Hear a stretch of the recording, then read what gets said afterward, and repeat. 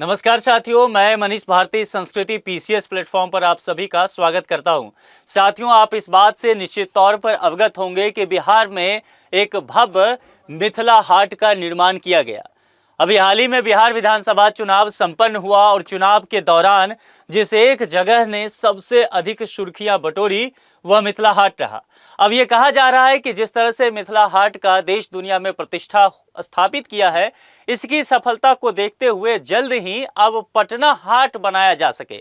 क्योंकि मिथिला हाट जो है वह गंगा के उत्तरी मैदान में यानी कि दरभंगा मधुबनी के क्षेत्र में तैयार किया गया है। तो पटना में भी जो राजधानी है बिहार की, वहां पर भी एक पटना हाट इसी के तर्ज पर तैयार किया जा सके, इस बात को लेकर के कवायद तेज कर दी गई है। कहा गया है 2 साल के अंतर जो है ठीक ऐसे ही तैयार कर लिया जाएगा। क्योंकि देखिए, ये जो पूरी तरह से तस्वीर है, ये आपको मिथिला हाट की तस्वीर नजर आ रहा है, जो कि बिहार में मधुबनी डिस्ट्रिक्ट में जो है वह स्थित है। अब इसी को कहीं न कहीं कॉपी करने की बात जो है कही जा रही है। इसके अंतर्गत क्या क्या किया जाएगा, जरा इसको विस्तार से समझते हैं। पटना में पारंपरिक कला, हस्तशिल्प और महिला उद्यमिता, ध्यान रखिएगा, इसको बढ़ावा देने के लिए 3 मंजिला पटना हाट के निर्माण की तैयारी शुरू कर दी जा चुकी है।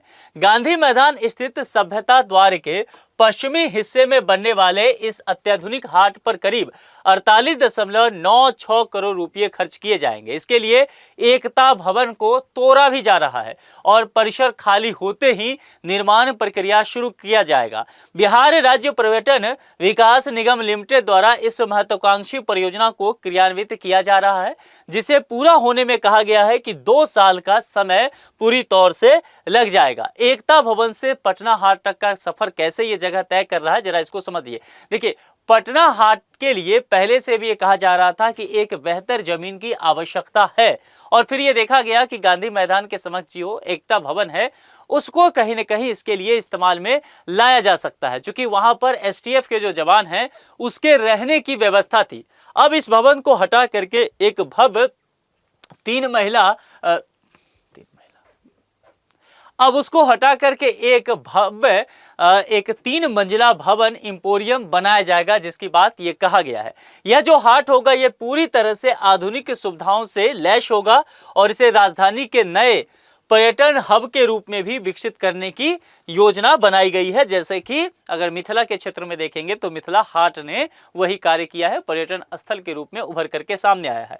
इन तमाम चीजों को महिला उद्यमियों को से भी जोड़ करके देखा जा रहा है। कहा जा रहा है कि उनको एक स्थायी बाजार मिल जाएगा, क्योंकि इसमें सबसे खास बात यही रहेगा पटना हाट का कि महिला उद्यमियों को अपने उत्पाद को बेचने के लिए एक स्थायी मंच मिलेगा। अब यहाँ पर जैसे बिहार का देखेंगे मधुबनी पेंटिंग, जिसको मिथिला पेंटिंग भी कहा जाता है, भागलपुर की मंजूषा कला, पटना की टिकुली और सिक्की शिल्प जैसी जो पारंपरिक कला है, इसको प्रदर्शनी में लगाया जाएगा। और चूंकि स्थायी मंच महिलाओं को मिलेगा तो यहाँ से बिक्री भी किया जा सकता है।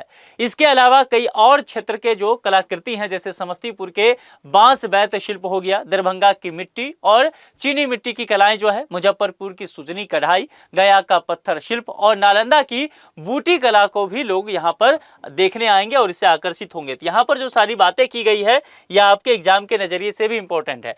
पार्किंग, रेस्टोरेंट और गेम जोन तैयार करने की भी बात की जा रही है। पटना हाट की सिर्फ इसमें कहा गया है कि खरीदारी तक इसे सीमित नहीं रखा जाएगा, बल्कि यहाँ अंडरग्राउंड और सरफेस पार्किंग की सुविधा भी होगी, ताकि भीड़ के बावजूद ट्रैफिक व्यवस्था सुचारू रूप से यहाँ पर व्यवस्थित किया जा सके। इसके साथ ही रेस्टोरेंट, बच्चों और युवाओं के लिए गेम जोन जैसी सुविधाएं भी विकसित की जाएगी, जिससे यह जगह परिवारों के लिए पसंदीदा जगह आगे चल करके बन सके। गंगा रिवर फ्रंट से जुड़ेगा पटना हाट, ये बात भी कहा गया है। पटना हाट का सीधा जुड़ाव जो है कलेक्ट्रेट घाट से दीघा तक बनने वाले गंगा रिवर फ्रंट और जेपी गंगा पथ समग्र उद्यान परियोजना से होगा। आसपास जो है हरित क्षेत्र डेवलप किए जाएंगे, पार्क तैयार किए जाएंगे, खेल मैदान भी विकसित किया जाएगा, जिससे यहाँ चहल पहल और पर्यटकों की आवाजाही बनी रह सके। तो अब ये देखना होगा कि अगले 2 साल तक किस हिसाब से इसे तैयार किया जाता है।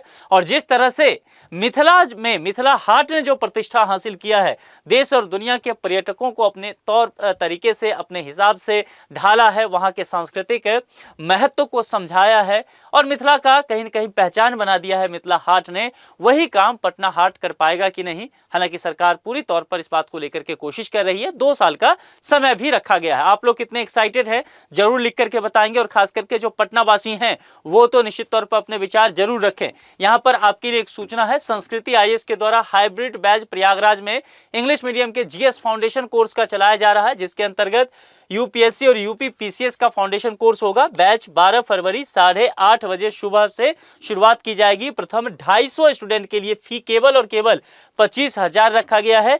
जो स्टूडेंट दूसरे किसी इंस्टीट्यूट में इनरोल्ड हैं और संस्कृति आईएएस के में जाकर के एडमिशन लेना चाहते हैं, जुड़ना चाहते हैं, तो उनके लिए ये 25,000 भी देना नहीं है, बल्कि उनके लिए केवल 9,999 ही देना है। हालांकि ये आप ध्यान रखना है कि ये ऑनलाइन मोड में आपको ये सुविधा फिर दिया जाएगा फाउंडेशन कोर्स का। और यहाँ पर आपको कॉन्टैक्ट नंबर और संस्कृति आईएएस का ऑफिशियल वेबसाइट दिया गया है, जिस पर आप विजिट करके या कॉल करके इस विषय में अधिक जानकारी लीजिए और फिर अपने मनचाहे कोर्स में नामांकन करा करके तैयारी को आगे बढ़ाइए। आज के लिए इतना है। जुड़ने के लिए आप सभी का बहुत बहुत शुक्रिया। Thank you so much.